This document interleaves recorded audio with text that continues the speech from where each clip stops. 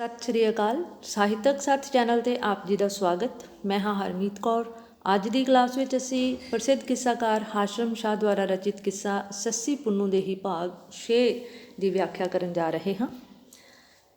ਪਿਛਲੀ ਵੀਡੀਓ ਭਾਗ 5 ਦੇ ਵਿੱਚ ਅਸੀਂ ਚਰਚਾ ਕੀਤਾ ਸੀ ਕਿ ਕਿਸ ਤਰ੍ਹਾਂ ਪੁੰਨੂ ਦੇ ਜਾਣ ਤੋਂ ਬਾਅਦ ਸੱਸੀ ਦੀ ਮਾਂ ਸੱਸੀ ਨੂੰ ਨਸੀਹਤਾਂ ਦੇ ਰਹੀ ਹੈ, ਸਮਝਾ ਰਹੀ ਹੈ ਕਿ ਪੁੰਨੂ ਜੋ ਹੈ ਉਹ ਆਪਣੇ ਜਾਤੀ ਅਭਿਮਾਨ ਸਦਕਾ ਤੈਨੂੰ ਰਾਤ ਦੇ ਹਨੇਰੇ ਦੇ ਵਿੱਚ ਜੋ ਹੈ ਤੇਰੇ ਤੋਂ ਚੋਰੀ ਇੱਥੋਂ ਰੁਖਸਤ ਕਰ ਗਿਆ ਹੈ।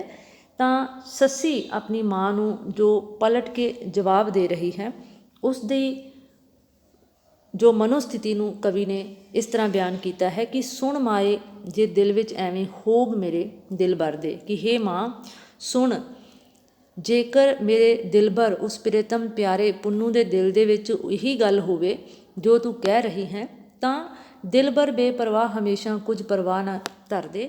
ਤੈਨੂੰ ਇਸ ਗੱਲ ਦਾ ਵੀ ਪਤਾ ਹੋਣਾ ਚਾਹੀਦਾ ਹੈ ਕਿ ਜੋ ਪ੍ਰੇਮੀ ਹਨ, ਜੋ ਸੱਚੇ ਦਿਲਾਂ ਦੇ ਹਨ, ਜਿਨ੍ਹਾਂ ਦਾ ਰੂਹਾਂ ਦਾ ਮੇਲ ਹੈ, ਜੋ ਦਿਲਾਂ ਦੇ ਬੱਧੇ ਹੋਏ ਹਨ, ਉਹ ਬੇਪਰਵਾਹੀ ਵਾਲੇ ਸੁਭਾਅ ਦੇ ਮਾਲਕ ਹੁੰਦੇ ਹਨ। ਉਹ ਇਹੋ ਜਿਹੀਆਂ ਸੌੜੀਆਂ ਗੱਲਾਂ ਦੀ ਪਰਵਾਹ ਨਹੀਂ ਕਰਦੇ। ਉਹ ਹਰ ਤਰ੍ਹਾਂ ਦੇ ਨਫੇ ਨੁਕਸਾਨ ਤੋਂ ਉੱਤੇ ਹੁੰਦੇ ਹਨ। ਉਹ ਕਿਸੇ ਵੀ ਜਾਤੀ ਅਭਿਮਾਨ ਤੋਂ ਉੱਤੇ ਹੁੰਦੇ ਹਨ। ਉਹਨਾਂ ਦੇ ਦਿਲ ਦੇ ਵਿੱਚ ਜੋ ਹੈ ਕੋਈ ਵੀ ਸੌੜੀ ਸੋਚ ਨਹੀਂ ਹੁੰਦੀ। ਉਹ ਭਾਵ ਦੁਨਿਆਵੀ ਸੋਚਾਂ ਤੋਂ, ਨੀਵੀਆਂ ਸੋਚਾਂ ਤੋਂ ਮੁਕਤ ਹੁੰਦੇ ਹਨ। ਫਿਰ ਉਹ ਆਪਣੀ ਮਾਂ ਨੂੰ ਸਮਝਾਉਣ ਦੇ ਲਈ ਕਹਿੰਦੀ ਹੈ ਕਿ ਵੇਖ ਚਕੋਰ ਪਤੰਗ ਵਿਚਾਰੇ ਮੁਫਤ ਬਿਰਹੋਂ ਵਿੱਚ ਮਰਦੇ। ਇੱਕ ਮਿਸਾਲ ਦੇ ਰਹੀ ਹੈ ਚਕੋਰ ਦੀ, ਪਤੰਗੇ ਦੀ। ਜਿਸ ਤਰ੍ਹਾਂ ਪਤੰਗੇ ਜਿਹੜੇ ਹਨ ਉਹ ਵੀ ਲਾਟ ਦੇ ਉੱਤੇ ਆਪਣਾ ਆਪਾ ਕੁਰਬਾਨ ਕਰ ਦਿੰਦੇ ਹਨ, ਪਰ ਲਾਟ ਨੂੰ ਉਸ ਦੀ ਕੋਈ ਪਰਵਾਹ ਨਹੀਂ ਹੁੰਦੀ ਪਤੰਗੇ ਦੀ। ਠੀਕ ਇਸੇ ਤਰ੍ਹਾਂ ਚਕੋਰ ਜੋ ਹੈ ਉਹ ਵੀ ਚੰਨ ਨੂੰ ਸੱਚਾ ਪਿਆਰ ਕਰਦਾ ਹੈ। ਚੰਨ ਦੇ ਪ੍ਰਤੀ ਉਸ ਦੇ ਦਿਲ ਦੇ ਵਿੱਚ ਜੋ ਭਾਵ ਹੈ ਚੰਨ ਨੂੰ ਪਾਉਣ ਦੇ, ਉਸ ਨੂੰ ਪ੍ਰਾਪਤ ਕਰਨ ਦੇ, ਚਾਨਣੀ ਰਾਤ ਨੂੰ ਚਕੋਰ ਜੋ ਹੈ ਚੰਨ ਵੱਲ ਨੂੰ ਉੱਚੀ ਉਡਾਰੀ ਭਰਦਾ ਹੈ ਅਤੇ ਉੱਚੇ ਅਸਮਾਨ ਦੇ ਵਿੱਚ ਜਾ ਕੇ ਉਹ ਥੱਕ ਟੁੱਟ ਕੇ ਚੂਰ ਹੋ ਕੇ ਧਰਤੀ 'ਤੇ ਡਿੱਗ ਜਾਂਦਾ ਹੈ ਅਤੇ ਡਿੱਗਦਿਆਂ ਸਾਰ ਉਸ ਦੀ ਪ੍ਰਾਣ ਉੱਡ ਜਾਂਦੇ ਹਨ। ਅਤੇ ਚੰਨ ਨੂੰ ਤਾਂ ਚਕੋਰ ਦੁਆਰਾ ਕੀਤੇ ਸੰਘਰਸ਼ ਦਾ ਪਤਾ ਹੀ ਨਹੀਂ ਹੈ। ਲਾਟ ਦੇ ਉੱਤੇ ਮੋਹਿਤ ਹੋ ਕੇ ਜੋ ਪਤੰਗੇ ਆਪਣੇ ਪ੍ਰਾਣਾਂ ਦੀ ਬਾਜੀ ਲਾ ਦਿੰਦੇ ਹਨ, ਲਾਟ ਵੀ ਇਸ ਗੱਲ ਤੋਂ ਅਣਜਾਣ ਹੈ। ਇਹ ਹਵਾਲੇ ਦੇ ਰਹੀ ਹੈ ਸੱਸੀ ਆਪਣੀ ਮਾਂ ਨੂੰ ਕਿ ਵੇਖ ਚਕੋਰ ਪਤੰਗ ਵਿਚਾਰੇ ਮੁਫਤ ਬਿਰਹੋਂ ਵਿੱਚ ਮਰਦੇ, ਕਿ ਇਹ ਵੀ ਵਿਚਾਰੇ ਜਿਹੜੇ ਨੇ ਆਪਣੇ ਪ੍ਰੀਤਮ ਪਿਆਰੇ ਦੇ ਵਿਛੋੜੇ ਨੂੰ ਨਾ ਸਹਾਰਦੇ ਹੋਏ ਆਪਣੇ ਪ੍ਰਾਣਾਂ ਦੀ ਬਾਜੀ ਲਾ ਜਾਂਦੇ ਨੇ। ਹਾਸ਼ਮ ਮੋੜ ਰਹੇ ਨਹੀਂ ਮੁੜਦੀ ਘਰ ਦੇ ਲੋਕ ਸ਼ਹਿਰ ਦੇ। ਇਸ ਤਰ੍ਹਾਂ ਹਾਸ਼ਮ ਸ਼ਾਹ ਕਹਿ ਰਿਹਾ ਹੈ ਕਿ ਸੱਸੀ ਨੂੰ ਉਸ ਦੀ ਮਾਂ ਨੇ ਵੀ ਨਸੀਹਤਾਂ ਦਿੱਤੀਆਂ ਹਨ। ਘਰ ਦੇ, ਪਰਿਵਾਰ ਦੇ, ਸ਼ਹਿਰ ਦੇ ਲੋਕ ਸਮਝਾਉਣ ਦੀਆਂ ਕੋਸ਼ਿਸ਼ਾਂ ਕਰਦੇ ਹਨ, ਪਰ ਉਸ ਦੀ ਵਿਲ ਪਾਵਰ ਇੰਨੀ ਸਟਰੋਂਗ ਹੈ, ਇੰਨੀ ਇੱਛਾ ਸ਼ਕਤੀ ਦੀ ਉਹ ਮਜ਼ਬੂਤ ਹੈ ਕਿ ਉਹ ਆਪਣੇ ਪੁੰਨੂ ਨੂੰ ਪਾਉਣ ਦੇ ਲਈ ਨਿਰੰਤਰ ਅੱਗੇ ਹੀ ਅੱਗੇ ਵੱਧਦੀ ਜਾ ਰਹੀ ਹੈ। ਕਰ ਅਸਬਾਬ ਲਿਆ ਸ਼ਹਿਜ਼ਾਦੀ ਫੜਿਆ ਰਾਹ ਸ਼ੁਤਰ ਦਾ। ਅਤੇ ਫਿਰ ਕਵੀ ਕਹਿ ਰਿਹਾ ਹੈ ਕਿ ਕਰ ਅਸਬਾਬ ਭਾਵ ਉਹ ਮਾਲ ਅਸਬਾਬ ਤਿਆਰ ਕਰਕੇ ਆਪਣੇ ਨਾਲ ਕਿੱਧਰ ਨੂੰ ਤੁਰ ਪੈਂਦੀ ਹੈ, ਸ਼ੁਤਰ ਦੇ ਰਾਹ। ਜਿਸ ਰਾਹੇ ਊਠ ਦੀ ਪੈੜ ਦੇ ਨਿਸ਼ਾਨ ਗਏ ਹਨ, ਸ਼ੁਤਰ ਤੋਂ ਭਾਵ ਹੈ ਊਠ, ਜਿਨ੍ਹਾਂ ਰਾਹਾਂ ਤੋਂ ਊਠ ਲੰਘਿਆ ਹੈ, ਉਸ ਊਠ ਦੀ ਪੈੜ ਚਾਲ ਨੂੰ ਲੱਭਣ ਦੇ ਲਈ ਉਹ ਘਰੋਂ ਤੁਰ ਪੈਂਦੀ ਹੈ। ਪਾਣੀ ਖੂਨ ਖੁਰਾਕ ਕਲੇਜਾ ਰਹਿਬਰ ਦਰਦ ਹਿਜ਼ਰ ਦਾ। ਅਤੇ ਉਸਨੇ ਨਾਲ ਆਪਣੇ ਤਿਆਰੀ ਦੇ ਵਿੱਚ ਮਾਲ ਅਸਬਾਬ ਕੀ ਲੈ ਕੇ ਗਈ ਹੈ? ਪਾਣੀ, ਖੂਨ ਭਾਵ ਪਾਣੀ ਦੀ ਥਾਵੇਂ ਉਸ ਦੇ ਸਰੀਰ ਵਿਚਲਾ ਨਾੜਾਂ ਵਿੱਚ ਵਹਿੰਦਾ ਹੋਇਆ ਖੂਨ ਹੀ ਉਸ ਦੀ ਸ਼ਕਤੀ ਹੈ। ਖੁਰਾਕ ਕਲੇਜਾ, ਔਰ ਖੁਰਾਕ ਖਾਣ ਦੇ ਲਈ ਉਸ ਦੇ ਕੋਲ ਰਾਹ ਦੇ ਵਿੱਚ ਉਸ ਦਾ ਕਾਲਜੇ ਦਾ ਜਿਹੜਾ ਮਾਸ ਹੈ ਉਹੀ ਉਸ ਦੇ ਸਰੀਰ ਦੀ ਖੁਰਾਕ ਹੈ। ਰਹਿਬਰ ਦਰਦ ਹਿਜ਼ਰ ਦਾ, ਅਤੇ ਉਸ ਦਾ ਰਾਹ ਦੇ ਵਿੱਚ ਅਣਜਾਣ ਰਾਹਾਂ ਦੇ ਉੱਤੇ ਉਸ ਦਾ ਸਾਥੀ, ਉਸ ਦਾ ਰਹਿਬਰ ਜੋ ਹੈ ਵਿਛੋੜੇ ਦਾ, ਹਿਜ਼ਰ ਦਾ ਜੋ ਦਰਦ ਹੈ ਉਹ ਉਸ ਦੇ ਅੰਗ ਸੰਗ ਹੈ। ਗਲ ਵਿੱਚ ਵਾਲ, ਅੱਖੀਂ ਵਿੱਚ ਸੁਰਖੀ, ਸੋਜ ਜਨੂਨ ਕਹਿਰ ਦਾ। ਉਸ ਦੇ ਵਾਲ ਜੋ ਨੇ ਉਹ ਕੇਸ ਖੁੱਲ੍ਹ ਕੇ ਗਲ ਵਿੱਚ ਫੈਲ ਚੁੱਕੇ ਨੇ। ਅੱਖਾਂ ਵਿੱਚ ਸੁਰਖੀ ਭਾਵ ਇੱਕ ਗੁੱਸਾ ਹੈ, ਔਰ ਇੱਕ ਜੋ ਹੈ ਵਿਛੋੜੇ ਦਾ ਦਰਦ ਜੋ ਹੈ ਉਸ ਦੀਆਂ ਅੱਖਾਂ 'ਚੋਂ ਝਲਕ ਰਿਹਾ ਹੈ, ਜਿਸ ਦੇ ਨਾਲ ਉਸ ਦੀਆਂ ਅੱਖਾਂ ਦੀ ਜੋ ਲਾਲਗੀ ਕਾਇਮ ਹੋ ਗਈ ਹੈ। ਸੋਜ ਜਨੂਨ ਕਹਿਰ ਦਾ। ਇਸ ਤਰ੍ਹਾਂ ਉਹਨੂੰ ਇੱਕ ਬੜਾ ਕਹਿਰਾਂ ਦਾ ਜਨੂਨ ਹੈ ਉਸ ਦੇ ਮਨ ਦੇ ਵਿੱਚ। ਕਿਸ ਚੀਜ਼ ਦਾ? ਪੁੰਨੂ ਨੂੰ ਪ੍ਰਾਪਤ ਕਰਨ ਦਾ। ਉਸੇ ਕਹਿਰਾਂ ਦੇ ਜਨੂਨ ਦੇ ਪਿੱਛੇ ਹੀ ਉਹ ਨਿਰੰਤਰ ਅਗਲੇ ਆਪਣੇ ਰਾਹ 'ਤੇ, ਆਪਣੇ ਪੰਧ 'ਤੇ ਵੱਧਦੀ ਜਾ ਰਹੀ ਹੈ। ਹਾਸ਼ਮ ਵੇਖ ਹਵਾਲ ਕਲੇਜਾ ਘਾਇਲ ਸ਼ਮਸ ਕਮਰ ਦਾ। ਹਾਸ਼ਮ ਸ਼ਾਹ ਕਹਿ ਰਿਹਾ ਹੈ ਕਿ ਵੇਖ ਹਵਾਲ ਕਲੇਜਾ, ਭਾਵ ਜੋ ਸੱਸੀ ਦੇ ਹਾਲਾਤ ਨੇ, ਇੰਨੇ ਦਰਦਨਾਕ ਹਾਲਾਤ ਨੇ, ਉਹਨਾਂ ਨੂੰ ਦੇਖਦਿਆਂ ਹੋਇਆਂ ਕਲੇਜਾ ਮੂੰਹ ਨੂੰ ਆ ਜਾਂਦਾ ਹੈ। ਕਿਸ ਦਾ? ਕਾਇਲ ਸ਼ਮਸ ਕਮਰ ਦਾ। ਇੱਥੋਂ ਤੱਕ ਸ਼ਮਸ ਤੋਂ ਭਾਵ ਹੈ ਸੂਰਜ ਅਤੇ ਕਮਰ ਤੋਂ ਭਾਵ ਹੈ ਚੰਦ। ਸੂਰਜ ਚੰਦ ਵੀ ਜੋ ਹਨ ਸੱਸੀ ਦੀ ਮਨੋਸਥਿਤੀ ਨੂੰ ਵੇਖ ਕੇ, ਸੱਸੀ ਦੀ ਦੁੱਖ ਭਰੀ ਹਾਲਤ ਨੂੰ ਸਹਾਰ ਨਹੀਂ ਪਾ ਰਹੇ, ਉਹਨਾਂ ਦਾ ਦਿਲ ਵੀ ਜ਼ਖਮੀ ਹੋ ਰਿਹਾ ਹੈ। ਭਾਵ ਕੁਦਰਤ ਵੀ ਜਿਹੜੀ ਹੈ ਸੱਸੀ ਦੀ ਇਸ ਦੁਖਦਾਈ ਸਥਿਤੀ ਦੇ ਵਿੱਚ ਗਮਗੀਨ ਹੋ ਰਹੀ ਹੈ। ਚਮਕੀ ਆਣ ਦੁਪਹਿਰੀ ਵੇਲੇ ਗਰਮੀ ਗਰਮ ਬਹਾਰੇ। ਫਿਰ ਕਵੀ ਕਹਿ ਰਿਹਾ ਹੈ ਕਿ ਉਸ ਦਿਨ ਦਾ ਜੋ ਸੂਰਜ ਸੀ ਉਹ ਇੰਨਾ ਤਪਸ਼ ਭਰਿਆ ਸੀ, ਗਰਮੀ ਦੀ ਦੁਪਹਿਰ ਸੀ ਅਤੇ ਇੰਨਾ ਸੂਰਜ ਜਿਹੜਾ ਸੀ ਚਮਕ ਰਿਹਾ ਸੀ। ਇੱਕ ਗਰਮੀ ਦਾ ਮੌਸਮ ਸੀ, ਇੱਕ ਫਿਰ ਦੁਪਹਿਰ ਦਾ ਵੇਲਾ ਸੀ। ਤਪਦੀ ਵਾਓ ਵਗੇ ਅਸਮਾਨੀ ਪੰਛੀ ਮਾਰ ਉਤਾਰੇ, ਕਿ ਅਸਮਾਨਾਂ ਦੇ ਵਿੱਚ ਜੋ ਹਵਾ ਚੱਲ ਰਹੀ ਸੀ ਉਹ ਇੰਨੀ ਗਰਮ ਸੀ, ਤਪਦੀ ਹੋਈ ਲੋ ਸੀ ਕਿ ਅਸਮਾਨਾਂ ਦੇ ਵਿੱਚ ਉੱਡਦੇ ਹੋਏ ਪੰਛੀ ਜਿਹੜੇ ਸਨ ਉਹ ਵੀ ਗਰਮੀ ਦੀ ਤਾਪ ਨੂੰ ਨਾ ਸਹਾਰਦਿਆਂ ਹੋਇਆਂ ਉਹ ਵੀ ਘਾਇਲ ਹੋ ਕੇ ਧਰਤੀ 'ਤੇ ਡਿੱਗ ਰਹੇ ਹਨ। ਆਤਿਸ਼ ਦਾ ਦਰਿਆਓ ਖਲੋਤਾ ਥਲ ਮਾਰੂ ਵਿੱਚ ਚਾਰੇ ਸਾਰੇ। ਇਸ ਤਰ੍ਹਾਂ ਕਵੀ ਕਹਿ ਰਿਹਾ ਹੈ ਕਿ ਚਾਰੇ ਪਾਸੇ ਲੱਗਦਾ ਸੀ ਸਾਰੇ ਮਰੁਸਥਲ ਦੇ ਵਿੱਚ ਆਤਿਸ਼, ਭਾਵ ਜਿਵੇਂ ਕਿਸੇ ਨੇ ਬਰੂਦ ਵਿਛਾ ਦਿੱਤਾ ਹੋਵੇ, ਬਾਰੂਦ ਦਾ ਜਿਵੇਂ ਦਰਿਆ ਵਗ ਰਿਹਾ ਹੋਵੇ, ਇਹੋ ਜਿਹੀ ਸਥਿਤੀ ਸੀ ਉਸ ਦਿਨ ਮਰੁਸਥਲ ਦੀ। ਕਿਉਂਕਿ ਇੱਕ ਤਾਂ ਮਰੁਸਥਲ ਦਾ ਏਰੀਆ, ਉੱਤੋਂ ਗਰਮੀ ਦਾ ਮੌਸਮ ਅਤੇ ਤੀਸਰਾ ਦੁਪਹਿਰ ਦਾ ਵਕਤ, ਇਹਨਾਂ ਸਾਰਿਆਂ ਜੋ ਕਾਰਨਾਂ ਨੇ ਸੱਸੀ ਦੀ ਜੋ ਸਥਿਤੀ ਸੀ ਉਹ ਹੋਰ ਵੀ ਬੜੀ ਨਾਜ਼ੁਕ ਬਣਾ ਦਿੱਤੀ ਸੀ। ਹਾਸ਼ਮ ਫੇਰ ਪਿਛਾਂਹ ਨਾ ਮੁੜਦੀ ਲੂੰ ਲੂੰ ਹੋਤ ਪੁਕਾਰੇ। ਪਰ ਇਹਨਾਂ ਸਾਰੀਆਂ ਰੁਕਾਵਟਾਂ ਦੇ ਬਾਵਜੂਦ ਵੀ ਕਵੀ ਕਹਿ ਰਿਹਾ ਹੈ ਕਿ ਸੱਸੀ ਪਿਛਾਂਹ ਪਰਤਣ ਦਾ ਨਾਮ ਲੈ ਹੀ ਨਹੀਂ ਰਹੀ ਸੀ। ਲੈ ਹੀ ਨਾਮ ਤਾਂ ਦੂਰ ਹੈ, ਇੱਥੋਂ ਤੱਕ ਕਿ ਉਸ ਦਾ ਲੂੰ ਲੂੰ ਭਾਵ ਉਸ 'ਤੇ ਰੋਮ ਰੋਮ ਜਿਹੜਾ ਹੈ ਉਹ ਹੋਤ ਪੁੰਨੂੰ ਦੀ ਯਾਦ ਦੇ ਵਿੱਚ ਗੁਆਚਿਆ ਹੋਇਆ ਸੀ, ਉਸੇ ਦੀ ਭਾਲ ਦੇ ਵਿੱਚ ਲੱਗਿਆ ਹੋਇਆ ਸੀ। ਨਾਜ਼ੁਕ ਪੈਰ ਗੁਲਾਬ ਸੱਸੀ ਦੇ ਮਹਿੰਦੀ ਨਾਲ ਸ਼ਿੰਗਾਰੇ। ਫਿਰ ਕਵੀ ਕਹਿ ਰਿਹਾ ਕਿ ਨਾਜ਼ੁਕ ਪੈਰ ਸੱਸੀ ਦੇ ਜੋ ਗੁਲਾਬ ਦੇ ਫੁੱਲਾਂ ਜਿਹੇ ਨਾਜ਼ੁਕ ਪੈਰ ਸਨ, ਇੰਨੇ ਕੂਲੇ ਸਨ, ਜੋ ਮਹਿੰਦੀ ਦੇ ਨਾਲ ਸ਼ਿੰਗਾਰੇ ਹੋਏ ਸਨ। ਆਸ਼ਿਕ ਵੇਖ ਬਹੇ ਇੱਕ ਵਾਰੀ ਜਿਉ ਤਿਨਾ ਪਰਵਾਰੇ। ਜੇ ਉਸਦਾ ਪ੍ਰਿਯਤਮ ਪਿਆਰਾ ਉਹਨਾਂ ਪੈਰਾਂ ਨੂੰ ਇੱਕ ਵਾਰੀ ਤੱਕ ਲੈਂਦਾ ਤਾਂ ਉਹਨਾਂ ਪੈਰਾਂ 'ਤੇ ਹੀ, ਯਾਨੀ ਕਿ ਇੰਨੇ ਖੂਬਸੂਰਤ ਸ਼ਿੰਗਾਰੇ ਹੋਏ ਪੈਰ ਸਨ, ਇੰਨੇ ਨਾਜ਼ੁਕ ਸਨ, ਗੁਲਾਬ ਦੇ ਪੰਖੁੜੀਆਂ ਫੁੱਲਾਂ ਜਿਹੇ, ਕਿ ਉਹ ਆਪਣਾ ਆਪਾ ਕੁਰਬਾਨ ਕਰ ਦਿੰਦਾ। ਬਾਲੂ ਰੇਤ ਤਪੇ ਵਿੱਚ ਥਲ ਦੇ ਭੁੰਨਣ ਜੌਂ ਪਠਿਆਰੇ। ਕਿ ਮਰੁਸਥਲ ਦੇ ਕੱਕਾ ਰੇਤਾ, ਬਾਲੂ ਰੇਤ ਭਾਵ ਜੋ ਉਸ ਥਲ ਦਾ ਮਰੁਸਥਲ ਦਾ ਬਾਲੂ ਰੇਤਾ ਸੀ ਉਹ ਤਪ ਰਿਹਾ ਸੀ, ਇੰਨਾ ਗਰਮ ਸੀ। ਭੁੰਨਣ ਜੌਂ ਪਠਿਆਰੇ, ਜਿਸ ਤਰ੍ਹਾਂ ਪਠਿਆਰਨ ਨੇ ਭੱਠੀ 'ਤੇ ਜੌਂ ਭੁੰਨਣ ਦੇ ਲਈ ਭੱਠੀ ਤਪਾ ਕੇ ਉਸ ਦੀ ਕੜਾਹੀ ਦੇ ਵਿੱਚ ਰੇਤ ਤਪਾਈ ਹੁੰਦੀ ਹੈ, ਠੀਕ ਇਸੇ ਤਰ੍ਹਾਂ ਮਰੁਸਥਲ ਦੀ ਰੇਤ ਦੇ ਵਿੱਚ ਸੱਸੀ ਦੇ ਨਾਜ਼ੁਕ ਪੈਰ ਸਨ ਜਿਹੜੇ ਗੁਲਾਬ ਦੇ ਫੁੱਲਾਂ ਜਿਹੇ, ਉਹ ਭੁੱਜ ਰਹੇ ਸਨ, ਭਾਵ ਸੜ ਰਹੇ ਸਨ। ਹਾਸ਼ਮ ਵੇਖ ਯਕੀਨ ਸੱਸੀ ਦਾ ਫੇਰ ਨਹੀਂ ਦਿਲ ਹਾਰੇ। ਪਰ ਹਾਸ਼ਮ ਸ਼ਾਹ ਕਹਿ ਰਿਹਾ ਹੈ ਕਿ ਸੱਸੀ ਦਾ ਯਕੀਨ ਦੇਖੋ, ਨਿਸ਼ਚਾ, ਇਰਾਦਾ ਇੰਨਾ ਦ੍ਰਿੜ ਸੀ ਕਿ ਉਹ ਪੁੰਨੂੰ ਨੂੰ ਪਾਉਣ ਦੇ ਇੱਕ ਸੰਕਲਪ ਲੈ ਕੇ, ਪੁੰਨੂੰ ਨੂੰ ਲੱਭਣ ਦਾ, ਪੁੰਨੂੰ ਦੀ ਭਾਲ ਦਾ ਜੋ ਸੰਕਲਪ ਲੈ ਕੇ ਤੁਰੀ ਸੀ, ਉਹ ਸੰਕਲਪ, ਉਹ ਇਰਾਦਾ ਜਿਹੜਾ ਹੈ ਉਹ ਇੰਨਾ ਪੱਕਾ ਸੀ, ਦ੍ਰਿੜ ਸੀ ਕਿ ਉਹ ਪਿੱਛੇ ਕਦਮ ਵਧਾਉਣ ਦਾ ਸੋਚ ਹੀ ਨਹੀਂ ਸੀ ਸਕਦੀ। ਹਾਸ਼ਮ ਵੇਖ ਯਕੀਨ ਸੱਸੀ ਦਾ ਫੇਰ ਨਹੀਂ ਦਿਲ ਹਾਰੇ। ਇੰਨੀਆਂ ਨਾ ਖੁਸ਼ਗਵਾਰ ਪਰਿਸਥਿਤੀਆਂ ਦੇ ਬਾਵਜੂਦ ਵੀ ਉਸਨੇ ਦਿਲ ਨਹੀਂ ਸੀ ਛੱਡਿਆ, ਇੰਨੇ ਬੁਲੰਦ ਹੌਸਲੇ ਵਾਲੀ ਸੀ ਕਿ ਪੁੰਨੂੰ ਦੀ ਭਾਲ ਦੇ ਵਿੱਚ ਨਿਰੰਤਰ ਅੱਗੇ ਹੀ ਅੱਗੇ ਵੱਧਦੀ ਜਾ ਰਹੀ ਸੀ। ਦਿਲ ਵਿੱਚ ਤਪਸ਼, ਥਲਾਂ ਦੀ ਗਰਮੀ, ਆਣ ਫਿਰਾਕ ਰੰਝਾਣੀ। ਫਿਰ ਕਵੀ ਕਹਿ ਰਿਹਾ ਹੈ ਕਿ ਇੱਕ ਤਾਂ ਉਸਦੇ ਦਿਲ ਦੇ ਵਿੱਚ ਤਪਸ਼ ਭਾਵ ਵਿਛੋੜੇ ਦਾ ਦੁੱਖ ਸੀ, ਦਰਦ ਸੀ, ਥਲਾਂ ਦੀ ਗਰਮੀ। ਦੂਸਰਾ ਜੋ ਹੈ ਮਰੁਸਥਲ, ਉਸ ਥਲ ਦੀ ਮਰੁਸਥਲ ਦੀ ਗਰਮੀ ਦੀ ਰੁੱਤ ਜਿਹੜੀ ਸੀ, ਆਣ ਫਿਰਾਕ ਰੰਝਾਣੀ। ਇਹਨਾਂ ਸਾਰੀਆਂ ਪਰਿਸਥਿਤੀਆਂ ਨੇ ਜੋ ਸੱਸੀ ਸੀ ਉਸ ਨੂੰ ਬਹੁਤ ਪਰੇਸ਼ਾਨ, ਭਾਵ ਸੱਸੀ ਦੇ ਦਿਲ ਨੂੰ ਬਹੁਤ ਦੁਖੀ ਕਰ ਦਿੱਤਾ। ਕਿਚਰਕ ਨੈਣ ਦੇਣ ਦਿਲ ਬਰੀਆਂ ਚੋਣ ਲੱਭਾਂ ਵਿੱਚ ਪਾਣੀ। ਉਸ ਦੇ ਨੈਣ ਜਿਹੜੇ ਸਨ, ਉਸ ਦੀਆਂ ਅੱਖਾਂ ਜੋ ਸਨ, ਕਿਚਰਕ ਭਾਵ ਕਿੰਨੀ ਕੁ ਦੇਰ ਤੱਕ ਉਸ ਨੂੰ ਦਿਲਬਰੀਆਂ ਦੇ ਸਕਦੇ ਸਨ, ਭਾਵ ਹੌਸਲਾ ਦੇ ਸਕਦੇ ਹਨ। ਚੋਣ ਲੱਭਾਂ ਵਿੱਚ ਪਾਣੀ, ਅੰਤ ਉਸ ਦੇ ਨੈਣਾਂ ਦੇ ਵਿੱਚੋਂ ਜੋ ਹੈ ਪਾਣੀ ਡੁੱਲਦਾ ਹੋਇਆ ਲਬਾਂ ਤੱਕ ਪਹੁੰਚ ਗਿਆ ਸੀ, ਲਬਾਂ ਤੱਕ ਭਾਵ ਹੋਠਾਂ ਤੱਕ। ਫਿਰ ਡਾਢ ਕਰੇ ਹੱਠ ਦਿਲ ਦਾ, ਪਰ ਜਦ ਬਹੁਤ ਵਿਹਾਣੀ। ਫਿਰ ਉਹ ਬਾਰ-ਬਾਰ ਆਪਣੇ ਦਿਲ ਨੂੰ ਡਾਢਾ ਕਰ ਰਹੀ ਸੀ, ਜੋ ਹੈ ਹੌਸਲਾ ਦੇ ਰਹੀ ਸੀ, ਦਿਲ ਕਰੜਾ ਕਰ ਰਹੀ ਸੀ, ਹੱਠ ਦੀ ਪੱਕੀ ਸੀ, ਪਰ ਜਦ ਬਹੁਤ ਵਿਹਾਣੀ। ਪਰ ਅੰਤ ਜੋ ਹੈ ਜਦ ਬਹੁਤ ਵਿਹਾਣੀ ਭਾਵ ਜਦੋਂ ਇਹਨਾਂ ਸਾਰੀਆਂ ਨਾ ਖੁਸ਼ਗਵਾਰ ਪਰਿਸਥਿਤੀਆਂ ਜੋ ਹਨ ਉਹ ਮਿਲ ਜਾਂਦੀਆਂ ਹਨ, ਭਾਵ ਇੱਕ ਅੰਤ ਹੋ ਜਾਂਦਾ ਹੈ, ਭਾਵ ਹੁਣ ਸਹਿਣ ਦੀ ਸ਼ਕਤੀ ਜਿਹੜੀ ਹੈ ਉਹ ਸਹਿਣਾ ਉਸ ਦੀ ਸਮਰੱਥਾ ਤੋਂ ਬਾਹਰ ਹੁੰਦਾ ਜਾ ਰਿਹਾ ਹੈ।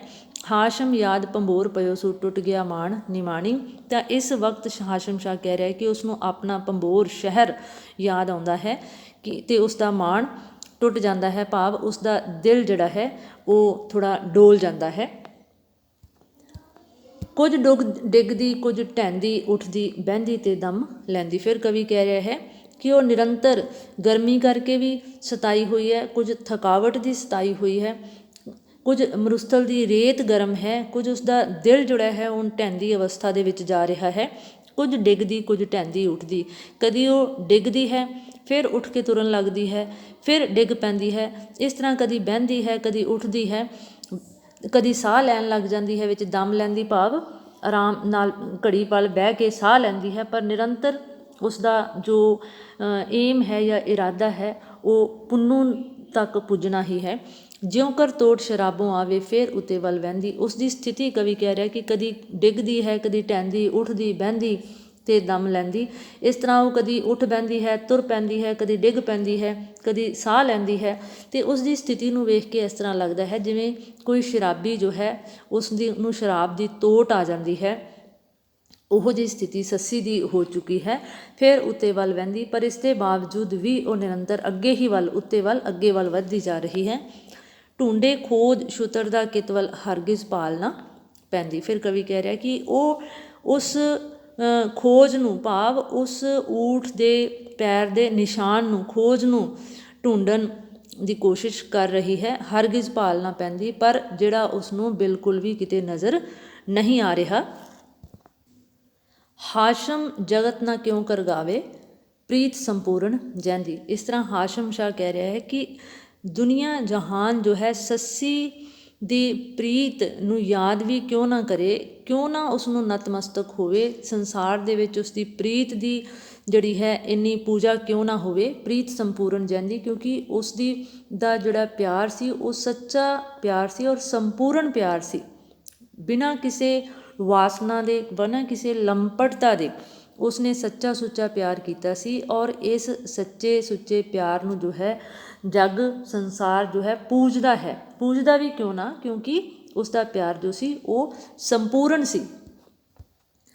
ਕੁਦਰਤ ਨਾਲ ਸੱਸੀ ਹੱਥ ਆਇਆ ਫਿਰਦਿਆਂ ਖੋਜ ਛੁਤਰਦਾ। ਫਿਰ ਕਹਿ ਰਿਹਾ ਹੈ ਕਵੀ ਕਿ ਕੁਦਰਤ ਨਾਲ ਅਚਾਨਕ ਕੋਈ ਰੱਬ ਦੀ ਮਿਹਰ ਹੋਈ, ਰੱਬੀ ਸੱਸੀ ਹੱਥ ਆਇਆ। ਸੱਸੀ ਨੂੰ ਕੀ ਮਿਲਦਾ ਹੈ? ਫਿਰਦਿਆਂ ਖੋਜ ਛੁਤਰਦਾ, ਕਿ ਉਸ ਮਰੁਸਥਲ ਦੇ ਵਿੱਚ ਭਟਕਦਿਆਂ ਹੋਇਆਂ ਉਸਨੂੰ ਇੱਕ ਖੋਜ, ਇੱਕ ਪੈਰ ਦਾ ਨਿਸ਼ਾਨ, ਕਿਸ ਦੇ? ਊਠ ਦੇ ਪੈਰ ਦਾ ਨਿਸ਼ਾਨ ਨਜ਼ਰ ਆਉਂਦਾ ਹੈ। ਜਾਣ ਨਹੀਂ ਇਹ ਖੋਜ ਸੱਸੀ ਨੂੰ ਮਿਲਿਆ ਜਾਮ ਖਿਦਰਦਾ। ਫਿਰ ਕਵੀ ਕਹਿ ਰਿਹਾ ਹੈ ਕਿ ਇਹ ਕੋਈ ਆਮ ਊਠ ਦੇ ਪੈਰ ਦਾ ਨਿਸ਼ਾਨ ਨਹੀਂ ਸੀ ਉਸ ਦੇ ਲਈ। ਉਸ ਦੇ ਲਈ ਤਾਂ ਇਹ ਇੱਕ ਤਰ੍ਹਾਂ ਦੇ ਨਾਲ ਜਾਮ ਖਿਦਰਦਾ ਭਾਵ ਇੱਕ ਜਿਵੇਂ ਕੋਈ ਅੰਮ੍ਰਿਤ ਦਾ ਪਿਆਲਾ ਨਸੀਬ ਹੋ ਗਿਆ ਸੀ ਸੱਸੀ ਨੂੰ। ਜਾਣ ਨਹੀਂ ਇਹ ਖੋਜ ਸੱਸੀ ਨੂੰ, ਇਹ ਸੱਸੀ ਦੇ ਲਈ ਸਿਰਫ ਇੱਕ ਊਠ ਦੀ ਪੈੜ ਚਾਲ ਦਾ ਨਿਸ਼ਾਨ ਹੀ ਨਹੀਂ ਸੀ, ਬਲਕਿ ਅੰਮ੍ਰਿਤ ਦਾ ਪਿਆਲਾ ਸੀ। ਭਾਵ ਉਸ ਨਿਸ਼ਾਨ ਨੂੰ ਵੇਖਦਿਆਂ ਹੋਇਆਂ ਸੱਸੀ ਦੇ ਵਿੱਚ ਇੱਕ ਜੀਵਨ ਸੰਚਾਰ ਹੋ ਜਾਂਦਾ ਹੈ। ਜਾਂ ਉਹ ਨੂਰ ਨਜ਼ਰ ਦਾ ਕਹੀਏ ਦਾਰੂ ਦਰਦ ਜਿਗਰ ਦਾ, ਭਾਵ ਉਸ ਪੈੜ ਚਾਲ ਨੂੰ ਦੇਖਦਿਆਂ ਹੋਇਆਂ ਉਸਦੀਆਂ ਅੱਖਾਂ ਦੇ ਵਿੱਚ ਚਮਕ ਆ ਜਾਂਦੀ ਹੈ, ਉਸਦੀਆਂ ਅੱਖਾਂ ਦੀ ਰੋਸ਼ਨੀ ਪਰਤ ਆਉਂਦੀ ਹੈ। ਭਾਵ ਉਸ ਨੂੰ ਇੱਕ ਹੌਸਲਾ ਮਿਲ ਜਾਂਦਾ ਹੈ ਕਿ ਉਸ ਦੀ ਭਾਲ ਜਿਹੜੀ ਹੈ ਉਹ ਬਿਰਥੀ ਨਹੀਂ ਜਾ ਰਹੀ। ਪੁੰਨੂੰ ਇਹਨਾਂ ਰਾਹਾਂ 'ਤੇ ਹੀ ਅੱਗੇ ਨੂੰ ਵਧਿਆ ਹੈ, ਦਾਰੂ ਦਰਦ ਜਿਗਰ ਦਾ। ਔਰ ਇਹ ਪੈੜ ਚਾਲ ਉਸ ਦੇ ਜੋ ਦਿਲ ਦੇ ਦਰਦ ਸੀ ਉਸ ਦਾ ਇੱਕ ਦਾਰੂ ਸੀ, ਭਾਵ ਇਲਾਜ ਸੀ। ਹਾਸ਼ਮ ਬਲਕਿ ਸੱਸੀ ਨੂੰ ਮਿਲਿਆ ਕਾਸਦ ਕੇਚ ਸ਼ਹਿਰ ਦਾ। ਹਾਸ਼ਮ ਸ਼ਾਹ ਕਹਿ ਰਿਹਾ ਹੈ ਕਿ ਜੇਕਰ ਇਸ ਤੋਂ ਵੀ ਵੱਧ ਕਹੀਏ ਤਾਂ ਅਸਲ ਦੇ ਵਿੱਚ ਇਹ ਪੈੜ ਚਾਲ ਜਿਹੜੀ ਸੀ ਸੱਸੀ ਦੇ ਲਈ ਠੀਕ ਉਸੇ ਤਰ੍ਹਾਂ ਸੀ ਜਿਵੇਂ ਉਸਨੂੰ ਕੋਈ ਕਾਸਦ ਭਾਵ ਕੋਈ ਸੰਦੇਸ਼ਵਾਹਕ ਮਿਲ ਗਿਆ ਹੋਵੇ, ਕੇਚਮ ਸ਼ਹਿਰ ਦਾ ਪੁੰਨੂ ਦੀ ਸੁੱਖ ਸਾਂਦ ਦਾ ਲੈ ਕੇ ਆਇਆ ਕੋਈ ਸੰਦੇਸ਼ਵਾਹਕ ਮਿਲ ਗਿਆ ਹੋਵੇ। ਸੱਸੀ ਦੀ ਸਥਿਤੀ ਜਿਹੜੀ ਸੀ ਇੰਨੀ ਇਹੋ ਜਿਹੀ ਹੋ ਗਈ ਸੀ ਉਸ ਖੋਜ ਨੂੰ, ਉਸ ਪੈੜ ਚਾਲ ਨੂੰ ਵੇਖਦਿਆਂ ਹੋਇਆਂ। ਦਾਰੂ ਦਰਦ ਜਿਗਰ ਦਾ ਕਰਕੇ ਖੋਜ ਲਏ ਗਲ ਲਾਵੇ। ਕਵੀ ਕਹਿ ਰਿਹਾ ਹੈ ਕਿ ਸੱਸੀ ਉਸ ਪੈੜ ਚਾਲ ਨੂੰ ਆਪਣੇ ਦਿਲ ਦੇ ਦਰਦ ਦਾ ਇਲਾਜ ਸਮਝ ਕੇ ਉਸ ਨੂੰ ਆਪਣੇ ਗਲ ਨਾਲ ਨਤਮਸਤਕ ਹੋ ਰਹੀ ਹੈ, ਛੂਹ ਰਹੀ ਹੈ, ਪਰ ਭੀ ਲਾਏ ਨਾ ਸਕਦੀ ਡਰਦੀ, ਮਤ ਇਹ ਭੀ ਮਿਟ ਜਾਵੇ। ਫਿਰ ਕਵੀ ਕਹਿ ਰਿਹਾ ਹੈ ਪਰ ਉਸ ਪੈੜ ਚਾਲ ਨੂੰ ਉਹ ਬਾਰ ਹੱਥ ਵੀ ਨਹੀਂ ਲਾ ਸਕਦੀ, ਛੂਹ ਵੀ ਨਹੀਂ ਸਕਦੀ। ਕਿਉਂਕਿ ਉਸ ਨੂੰ ਅੰਦੇਸ਼ਾ ਹੈ ਕਿਤੇ ਇਹ ਪੈੜ ਚਾਲ ਵੀ ਜਿਹੜੀ ਹੈ ਕਿਤੇ ਮਿਟ ਨਾ ਜਾਵੇ ਹੱਥ ਲਾਇਆ। ਫਿਰ ਘਰ ਵੇਖ ਰਹੀ ਹੋਰ ਦੂਜਾ, ਖੋਜ ਨਾ ਨਜ਼ਰੀ ਆਵੇ। ਫਿਰ ਕਵੀ ਕਹਿ ਰਿਹਾ ਹੈ ਕਿ ਉਹ ਫਿਰ ਘਿਰ ਭਾਵ ਉਹ ਇੱਧਰ ਉੱਧਰ ਮੁੜ ਕੇ ਦੇਖ ਰਹੀ ਹੈ ਕਿ ਕੋਈ ਹੋਰ ਦੂਸਰਾ ਪੈਰ ਵੀ ਨਿਸ਼ਾਨ ਨਜ਼ਰ ਆਵੇ, ਡਾਚੀ ਦੇ ਪੈਰ ਦਾ ਨਿਸ਼ਾਨ। ਖੋਜ ਨਾ ਨਜ਼ਰੀ ਆਵੇ, ਪਰ ਦੂਸਰਾ ਪੈਰ ਉਸ ਨੂੰ ਕਿਤੇ ਵੀ ਨਜ਼ਰ ਨਹੀਂ ਆ ਰਿਹਾ। ਹਾਸ਼ਮ ਫੇਰ ਵਿਸਾ ਨਾ ਕਰਦੀ, ਵਾਂਗ ਪੁੰਨੂੰ ਚੱਲ ਜਾਵੇ। ਪਰ ਹਾਸ਼ਮ ਸ਼ਾਹ ਕਹਿ ਰਿਹਾ ਕਿ ਫਿਰ ਉਹ ਵਿਸਾਹ ਵੀ ਨਹੀਂ ਕਰ ਰਹੀ, ਭਾਵ ਉਸ ਦੇ ਮਨ ਦੇ ਵਿੱਚ ਇੱਕ ਡਰ, ਇੱਕ ਸ਼ੰਕਾ ਪੈਦਾ ਹੋ ਗਿਆ ਹੈ ਕਿ ਜਿਸ ਤਰ੍ਹਾਂ ਪੁੰਨੂੰ ਜੋ ਹੈ ਉਹ ਮਤਲਬ ਉਸ ਦੀ ਥੋੜ੍ਹੀ ਜਿਹੀ ਅਵੇਸਲੇਪਨ ਸਦਕਾ ਜੋ ਹੈ ਉਸ ਤੋਂ ਵਿਛੜ ਗਿਆ ਹੈ, ਕਿਤੇ ਇਸ ਪੈੜ ਨੇ ਵੀ ਉਸ ਦੇ ਨਾਲ ਉਸੇ ਤਰ੍ਹਾਂ ਦਾ ਹੀ ਧੋਖਾ ਨਾ ਕਰਨਾ ਹੋਵੇ। ਭਾਵ ਦੂਸਰੀ ਪੈੜ ਚਾਲ ਨੂੰ ਲੱਭਣ ਲਈ ਇੱਧਰ ਉੱਧਰ ਨਹੀਂ ਜਾਂਦੀ, ਕਿਉਂਕਿ ਉਸ ਨੂੰ ਡਰ ਹੈ ਕਿ ਕਿਤੇ ਪੁੰਨੂੰ ਵਾਂਗ ਇਹ ਪੈੜ ਚਾਲ ਵੀ ਉਸ ਦੀਆਂ ਅੱਖਾਂ ਤੋਂ ਓਹਲੇ ਨਾ ਹੋ ਜਾਵੇ। ਕਾਕਾ ਨਾਮ ਅਯਾਲੀ ਆਹਾ, ਉਸ ਗਿਰਦੇ ਵਿੱਚ ਛਿੜਦਾ। ਫਿਰ ਕਵੀ ਕਹਿ ਰਿਹਾ ਹੈ ਕਿ ਕਾਕਾ ਨਾਮ ਅਯਾਲੀ, ਇੱਕ ਅਯਾਲੀ ਹੈ ਜੋ ਭੇਡਾਂ ਚਰਾਉਂਦਾ ਹੈ, ਭੇਡਾਂ ਚਰਾਉਣ ਵਾਲੇ ਨੂੰ ਅਯਾਲੀ ਕਿਹਾ ਜਾਂਦਾ ਹੈ। ਉਹ ਜਿਸ ਦਾ ਨਾਮ ਕਾਕਾ ਹੈ ਔਰ ਉਸ ਮਰੂਸਥਲ ਦੇ ਵਿੱਚ ਆਪਣਾ ਭੇਡਾਂ ਦਾ ਇੱਜੜ ਛੇੜਦਾ ਹੈ, ਭਾਵ ਉਸ ਨੂੰ ਚਰਾਉਣ ਆਉਂਦਾ ਹੈ। ਡਿੱਠਾ ਉਹ ਸੱਸੀ ਨੇ ਦੂਰੋਂ ਥਲ ਮਾਰੂ ਵਿੱਚ ਫਿਰਦਾ। ਸੱਸੀ ਨੇ ਉਸ ਕਾਕਾ ਨਾਮ ਦੇ ਅਯਾਲੀ ਨੂੰ ਜੋ ਹੈ ਦੂਰੋਂ ਵੇਖਿਆ, ਉਸ ਥਲ ਮਾਰੂ ਭਾਵ ਭਿਆਨਕ ਮਰੂਸਥਲ ਦੇ ਵਿੱਚ ਫਿਰਦਿਆਂ ਹੋਇਆਂ ਨਜ਼ਰ ਆਇਆ ਉਹ ਕਾਕਾ ਨਾਮ ਦਾ ਅਯਾਲੀ। ਅੰਚਲ ਛੋੜ ਨਿਸ਼ਾਨੀ ਕਰਕੇ ਫੜਿਆ ਰਾਹ ਤਿੱਧਰ ਦਾ। ਸੱਸੀ ਨੇ ਆਪਣਾ ਅੰਚਲ ਭਾਵ ਆਪਣਾ ਦੁਪੱਟਾ ਜੋ ਸੀ ਉਸ ਨੂੰ ਉਤਾਰ ਕੇ ਉਸ ਪੈੜ ਚਾਲ ਦੇ ਕੋਲ ਨਿਸ਼ਾਨੀ ਵਜੋਂ ਰੱਖ ਦਿੱਤਾ ਅਤੇ ਉਹ ਉੱਧਰ ਨੂੰ ਹੀ ਤੁਰ ਪਈ, ਫੜਿਆ ਰਾਹ ਤਿੱਧਰ ਦਾ, ਉਸੇ ਪਾਸੇ ਵੱਲ ਤੁਰ ਪਈ ਜਿੱਧਰ ਜੋ ਸੀ ਅਯਾਲੀ ਨਾਮ ਦਾ ਕਾਕਾ ਨਾਮ ਦਾ ਅਯਾਲੀ ਭੇਡਾਂ ਚਾਰ ਰਿਹਾ ਸੀ। ਹਾਸ਼ਮ ਕੂਕ ਕਰੇ ਤਿਸ ਵੱਲ ਨੂੰ, ਪਰ ਦਿਲ ਜਾਉਸ ਘਿਰਦਾ। ਹਾਸ਼ਮ ਸ਼ਾਹ ਕਹਿ ਰਿਹਾ ਹੈ ਕਿ ਉਹ ਉਸ ਵੱਲ ਨੂੰ ਜਾ ਵੀ ਰਹੀ ਹੈ ਅਤੇ ਉਸ ਨੂੰ ਕੂਕ ਕੇ ਪੁਕਾਰ ਵੀ ਰਹੀ ਹੈ, ਆਵਾਜ਼ਾਂ ਵੀ ਮਾਰ ਰਹੀ ਹੈ, ਪਰ ਉਸ ਦੇ ਵਿੱਚ ਕਿਉਂਕਿ ਹੁਣ ਹਿੰਮਤ ਨਹੀਂ ਹੈ, ਕਿਉਂਕਿ ਭੁੱਖਣ ਪਾਣੀ ਹੈ, ਨਾ ਪਾਣੀ ਨਾ ਅੰਨ ਉਸਨੇ ਛੁਆਇਆ ਨਹੀਂ ਹੈ, ਜਿਸ ਸਦਕਾ ਉਸਦਾ ਸਰੀਰ ਜਿਹੜਾ ਹੈ ਉਹ ਗਰਮੀ ਸਦਕਾ ਜੋ ਹੈ ਉਹ ਘਿਰਦਾ ਜਾ ਰਿਹਾ ਹੈ, ਭਾਵ ਉਸਦਾ ਆਪਣੇ ਸਰੀਰ ਦੇ ਕਮਜ਼ੋਰੀ ਦੇ ਉੱਤੇ ਹੁਣ ਵੱਸ ਨਹੀਂ ਜਾ ਰਿਹਾ। ਉਹ ਬਹੁਤਾ ਉੱਚੀ ਕੂਕ ਕੇ ਉਸਨੂੰ ਆਵਾਜ਼ਾਂ ਵੀ ਨਹੀਂ ਮਾਰ ਸਕਦੀ।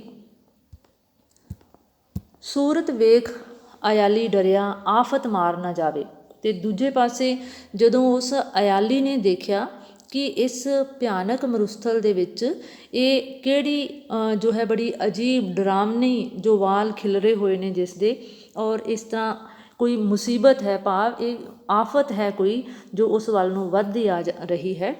ਉਸ ਨੂੰ ਵੇਖ ਕੇ ਸੱਸੀ ਦੀ ਸੂਰਤ ਜਿਹੜੀ ਸੀ ਵੇਖ ਕੇ ਅਯਾਲੀ ਦੂਰੋਂ ਹੀ ਇੰਨਾ ਡਰ ਜਾਂਦਾ ਹੈ। ਆਦਮ ਰੂਪ ਜਨਾਨੀ ਸੂਰਤ ਥਲ ਮਾਰੂ ਕਦ ਆਵੇ। ਉਹ ਸੋਚ ਰਿਹਾ ਹੈ ਕਿ ਅੱਜ ਤੱਕ ਉਸਨੇ ਕਿਸੇ ਆਦਮੀ ਨੂੰ ਹੀ ਇਸ ਜੰਗਲ ਦੇ ਵਿੱਚ, ਇਸ ਭਿਆਨਕ ਮਰੂਸਥਲ ਦੇ ਵਿੱਚ ਤਾਂ ਕੋਈ ਆਦਮੀ ਉਸਨੇ ਨਹੀਂ ਡਿੱਠਾ। ਇਹ ਜੋ ਔਰਤ ਦੇ ਰੂਪ ਦੇ ਵਿੱਚ ਇਸ ਮਰੂਸਥਲ ਦੇ ਵਿੱਚ ਕੌਣ ਹੋ ਸਕਦਾ ਹੈ। ਕਦੀ ਵੀ ਕੋਈ ਔਰਤ ਜਿਹੜੀ ਹੈ ਇਕੱਲੀ ਕਾਰੀ ਇਸ ਮਰੂਸਥਲ ਦੇ ਵਿੱਚ ਆਉਣ ਦੀ ਹਿੰਮਤ ਨਹੀਂ ਕਰ ਸਕਦੀ। ਜਿਉਂ-ਜਿਉਂ ਸੁਣੇ ਆਵਾਜ਼ ਸੱਸੀ ਦੀ, ਛਿਪ ਛਿਪ ਜਾਨ ਬਚਾਵੇ। ਕਵੀ ਕਹਿ ਰਿਹਾ ਕਿ ਜਿਵੇਂ ਜਿਵੇਂ ਸੱਸੀ ਉਸ ਨੂੰ ਆਵਾਜ਼ਾਂ ਮਾਰ ਰਹੀ ਹੈ ਔਰ ਉਹ ਅਯਾਲੀ ਜੋ ਹੈ ਸੱਸੀ ਦੀਆਂ ਆਵਾਜ਼ਾਂ ਨੂੰ ਸੁਣ ਕੇ ਲੁਕ ਰਿਹਾ ਹੈ, ਆਪਣੀ ਜਾਨ ਬਚਾਉਣ ਦੀ ਕੋਸ਼ਿਸ਼ ਕਰ ਰਿਹਾ ਹੈ, ਕਿਉਂਕਿ ਉਸ ਦੇ ਮਨ ਵਿੱਚ ਹੈ ਇਹ ਕੋਈ ਬਹੁਤ ਆਫਤ ਹੈ, ਕੋਈ ਮੁਸੀਬਤ ਹੈ, ਕੋਈ ਬਲਾ ਹੈ ਜੋ ਨਿਰੰਤਰ ਉਸ ਵੱਲ ਨੂੰ ਵੱਧਦੀ ਆ ਰਹੀ ਹੈ। ਉਸ ਬਲਾ ਤੋਂ ਮੁਕਤ ਹੋਣ ਦੇ ਲਈ ਅਯਾਲੀ ਆਪਣੀ ਜਾਨ ਨੂੰ ਬਚਾਉਣ ਦੇ ਲਈ ਲੁਕਦਾ ਫਿਰ ਰਿਹਾ ਹੈ। ਹਾਸ਼ਮ ਜਾਂ ਦਿਨ ਉਲਟੇ ਆਵਣ, ਸਭ ਉਲਟੀ ਬਣ ਜਾਵੇ। ਇਸ ਤਰ੍ਹਾਂ ਹਾਸ਼ਮ ਸ਼ਾਹ ਕਹਿ ਰਿਹਾ ਹੈ ਕਿ ਜਦੋਂ ਮਨੁੱਖ ਦੀ ਜ਼ਿੰਦਗੀ ਦੇ ਵਿੱਚ ਮਾੜਾ ਸਮਾਂ ਆਉਂਦਾ ਹੈ ਤਾਂ ਉਸ ਵੇਲੇ ਉਸ ਦੁਆਰਾ ਪੁੱਟਿਆ ਗਿਆ ਸਹੀ ਕਦਮ ਵੀ ਉਲਟਾ ਪ੍ਰਭਾਵ ਹੀ ਪਾਉਂਦਾ ਹੈ। ਠੀਕ ਇਸੇ ਤਰ੍ਹਾਂ ਕਿਉਂਕਿ ਸੱਸੀ ਦੇ ਉੱਤੇ ਹੁਣ ਮੁਸੀਬਤ ਵਾਲੇ ਦਿਨ ਸਨ, ਉਹ ਤਾਂ ਨਿਰੰਤਰ ਇਆਲੀ ਵੱਲ ਨੂੰ ਵੱਧ ਰਹੀ ਸੀ ਪੁੰਨੂੰ ਦੇ ਬਾਰੇ ਕੋਈ ਖਬਰਸਾਰ ਲੈਣ ਦੇ ਲਈ, ਪਰ ਇਆਲੀ ਉਸ ਨੂੰ ਕੋਈ ਆਫਤ ਸਮਝ ਕੇ ਨਿਰੰਤਰ ਉਸ ਤੋਂ ਦੂਰ ਭੱਜਦਾ ਜਾ ਰਿਹਾ ਸੀ।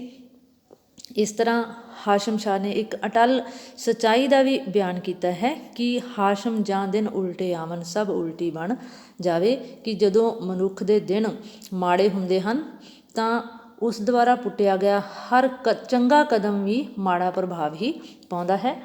ਅੱਜ ਦੀ ਵੀਡੀਓ ਦੇ ਵਿੱਚ ਬਸ ਇੰਨਾ ਹੀ, ਕਿਉਂਕਿ ਅਗਲੀ ਵੀਡੀਓ ਦੇ ਵਿੱਚ ਅਗਲਾ ਭਾਗ ਲੈ ਕੇ ਅਸੀਂ ਫਿਰ ਹਾਜ਼ਰ ਹੋਵਾਂਗੇ ਔਰ ਉਮੀਦ ਕਰਦੇ ਹਾਂ ਕਿ ਇਹ ਕੋਸ਼ਿਸ਼ ਜਿਹੜੀ ਹੈ ਤੁਹਾਨੂੰ ਬਹੁਤ ਚੰਗੀ ਸਮਝ ਆ ਰਹੀ ਹੋਵੇਗੀ।